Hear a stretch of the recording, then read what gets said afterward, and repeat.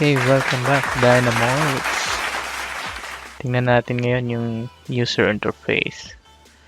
So, normally, open ka sa Manage, Dynamo. Ito yung magpa-pop up. So, File, Edit, View, Package, Settings. Yan yung makikita nyo, Help. Yun. Wala nang paligoy-ligoy pa. Simulan na natin yan. Pag new, kita nyo dito sa left side, ito yung library. Ito yung collection ng nodes. Ang nodes is ito. For example, isang node. Tingnan natin. So, sa kanan, nandito yung preview kapag meron kayong geometry. Halimbawa, itong open natin yung example dito. Example natin. Ayan. So, pag kinlik nyo to, makikita nyo yung geometry. Pwede kayo mag-zoom in. Pwede check kung ano yung ginagawa nyo. Tapos, sa katabi niya, yun yung graph view. So, kapag nag-edit kayo, yun naman yung nakikita. Tapos, ito, yung zoom to fit. Ayan, gaya yan, wala na yung graph, hindi mo na makita. So, ito, kiklik nyo lang yan, zoom to fit. Yun. Nasa center na yung graph nyo. Tapos, ito, may zoom in, zoom out. Ayan. So, pilit na natin to. Ayan, so, ganun. Right-click nyo yung mouse and press hold. And pwede nyo i-rotate yung pinaka-model space nung Dynamo. So, simulan natin sa mga pinaka-basic na input tsaka output. Mag-create lang tayo, mag-start tayo ng new. Ayan. So, papansin dito sa baba, merong automatic, may drop-down yan, tsaka manual. Suggestion ko kung nag-test pa lang kayo or nasa actual project kayo, lagi nyong i-set sa manual. Kasi kapag may nag-error or medyo mabigat yung geometry, kung geometry yung ginagawa nyo, nagka-crash yung Revit, baka hindi nyo ma-save. So, i-set na natin sa manual. Tapos, gawa tayo ng sample. Ba yung usual na ginagamit. So, start tayo. Usually, ang pinakagamit na nodes at para sa akin yung set parameter at yung get parameter. So, meron tayong so, kung pupunta tayo sa input, ayan, basic input, iba-iba yung, meron tayong boolean, input, slider, number slider, integer, output, yung string. Start tayo sa string. Ayan, ito. As text lang yan. Ibig sabihin, hindi siya binabasa as code ng Dynamo, as text lang siya. Kumbaga, input as text. So, kahit anong i-type mo dyan, ABC. Kapag nirun mo, output niya, ABC. Ayan, string pa rin siya.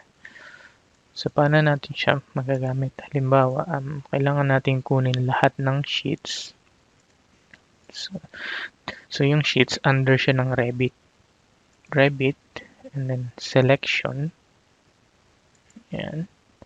Tapos, ano yung mga siselect natin? May iba't iba ditong nodes. So, halimbawa, lahat ng elements at level, specific level yung kailangan natin, meron siyang kanya-kanyang node. So, for example, in general lang naman, kailangan natin lahat ng sheets. So, ano ba yung sheet? Isa siya sa category ng Revit. So, pag check nyo dito sa visibility graphics, so ito yung mga categories. So, that's model categories, annotation categories, and imported. Ayan. So, since we will mag-start tayo sa sheets,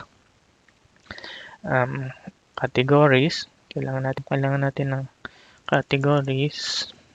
Ayan, pwede nyo i-type or search. Kung di pa kayo familiar, punta lang kayo dito sa Revit. Selection, since selection yung kailangan natin. Dito tayo sa selections. Tapos, yung output niya, categories. So, categories pa lang to. So, pag nag-search tayo ng, halimbawa, lahat ng sheets, kailangan natin lahat ng sheets. Saan na siya? Sa taas. Ayun. So, pag nara natin, wala pa yun. Output pa lang niya is category. So, kailangan natin yung elements. Ano ba yung output? So, output category. So, kailangan natin ng elements. So, elements of category. Kung ano yung elements ng category na pinili natin dito sa dropdown. So, sa sheets, category. So, itong node na to, ang output niya category. Itong node na to, ang input niya category. Lagi nag-uumpisa mula dito sa kaliwa, papunta dito sa kanan. Ganyan. Ngayon, pag i-run natin yan, yun, meron ka na lahat ng sheets. So, ngayon, isipin mo naggagawa ka ng workflow. Ano ba yung kailangan mong gawin? Or algorithm. So, anong kailangan mong gawin dito sa lahat ng sheets? Sabihin natin, kailangan kong i-rename yung sheets, lahat. Gawin kong uppercase. Ngayon, pag tinignan natin dito, pwede ko naman gawin siya dito. Ilan lang naman sila? 5, 6, 7. Pag nag-rename ka, medyo matagal. Kasi kailangan pa uppercase. Tapos may chance pa na mamali ka ng spelling or mamali yung name ng nalagyan mo. So, dito natin isipin kung, okay, kailangan ko nung dynamo kasi masyado marami yung gagawin ko. Kung 2 o 3, okay lang. Since marami sila, so sheets, elements, may elements na ako, nakolek ko na silang lahat. Anong kailangan ko gawin? Kailangan ko kunin yung existing name para parehas na parehas sila. So, saan natin makikita yon? So, dito sa search button, pwede natin kunin. So, get ano yung kailangan natin? Parameter value. Kasi yung sheet name is parameter value. Pag-click natin dito, ito yung sheet name. So, title sheet. So, ito yung pangalan ng parameter na kailangan natin. Okay, balik tayo. So, get parameter.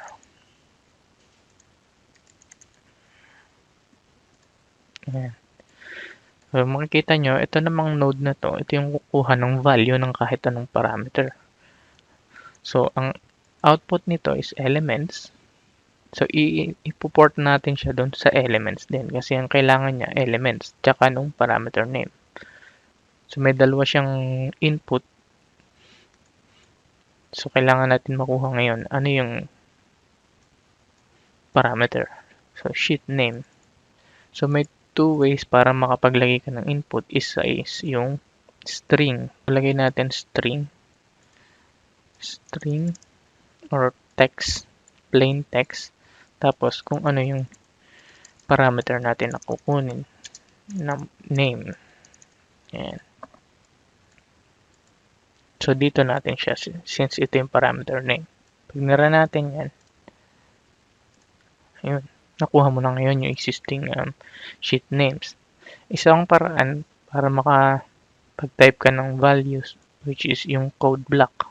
So, pag nag-double click ka dito sa empty space, just double click and lalabas yung code block. So, your code goes here. Sample lang natin.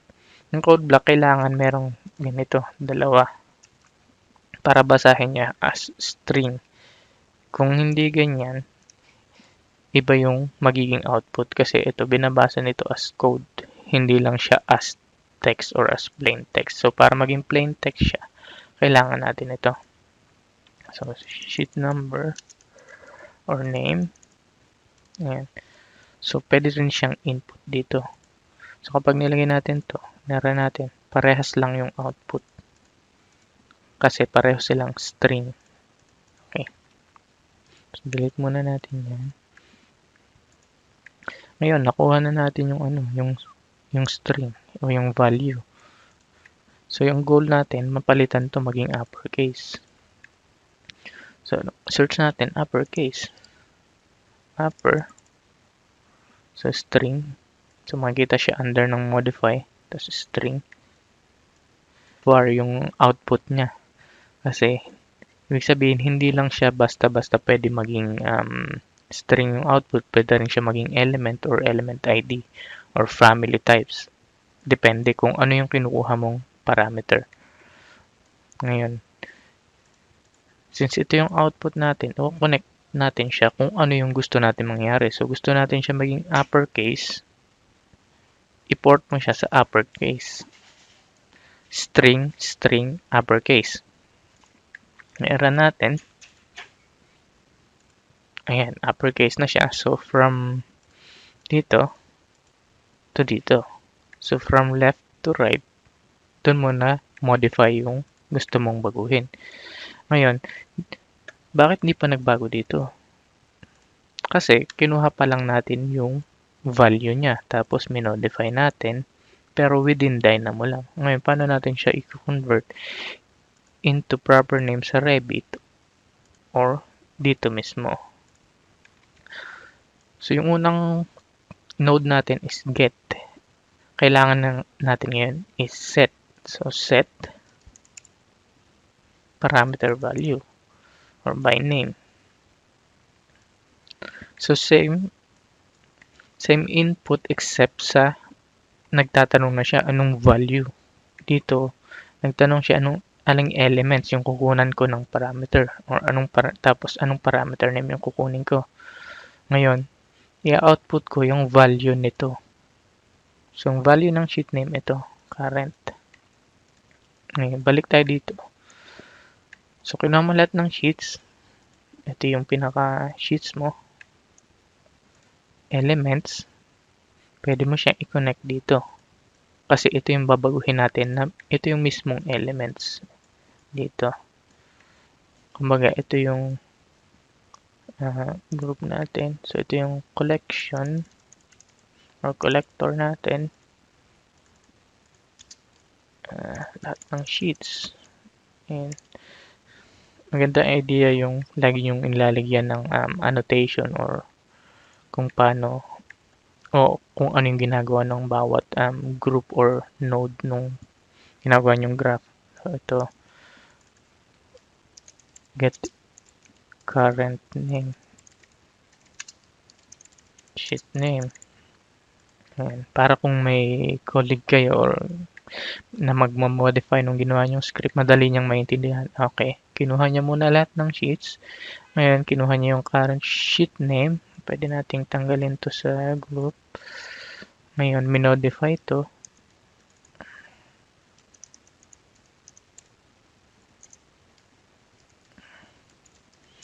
To uppercase. Ayan.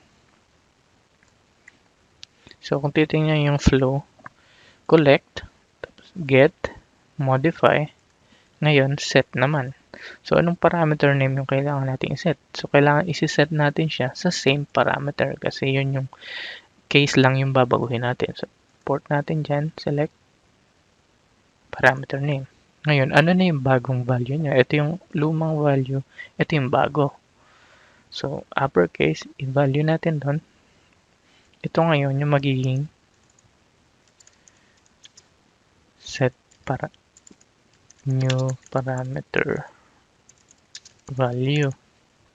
Yan. So, kumbaga nakagawa ka na ngayon isang graph na to. Pwede mo na itong magamit sa ibang projects kung kailangan mo. Ayan. So, i-run natin. Tingnan nyo dito. Run. Last. Uppercase na. So, yun yung basic ng getting tsaka setting parameter value. So, hindi lang yun limited sa sheet name or sa string value. Pwede rin dyan yung mga types, yung family types. I-cover natin yun sa mga susunod na video.